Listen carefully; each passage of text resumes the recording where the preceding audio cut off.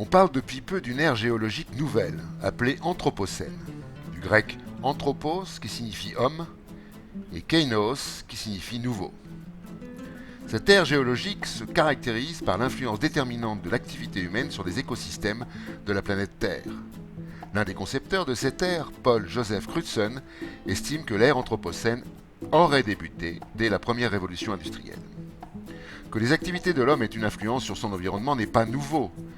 Que cette influence soit considérable au point qu'on puisse dire que l'homme est devenu une force géologique majeure est un fait sans commune mesure. Mais quand on évoque l'homme, de qui s'agit-il ? De l'enfant soudanais ? De la famille malawite ? Des habitants d'un village du Burundi ? Ou bien d'un enfant du peuple pygmée, des membres de la tribu des Mascopiro en Amazonie, des communautés mayas au Chiapas ? Non, il s'agit des tenants de la civilisation industrielle, les habitants de l'Europe et des États-Unis, les plus riches populations de cette planète. Ce serait une erreur que d'imputer une quelconque responsabilité à ces milliards d'humains qui subissent nos inconséquences et notre domination. Devrions-nous appeler cette nouvelle ère géologique capitalocène ?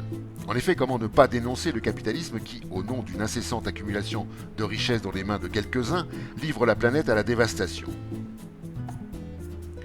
Extraction, transformation, émission, déjection.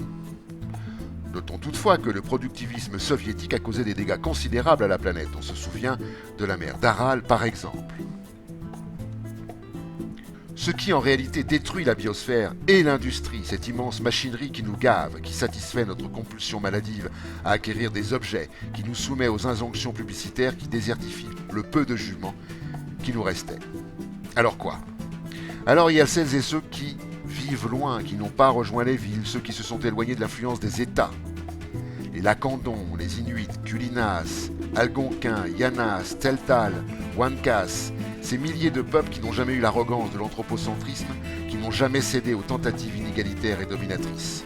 Eux savent ce qu'est une zone à défendre, et c'est sans doute vers eux que nous trouverons l'inspiration pour faire le monde de demain. Celui qui naîtra de l'effondrement de la civilisation industrielle, celui qui succédera à l'ère industriocène.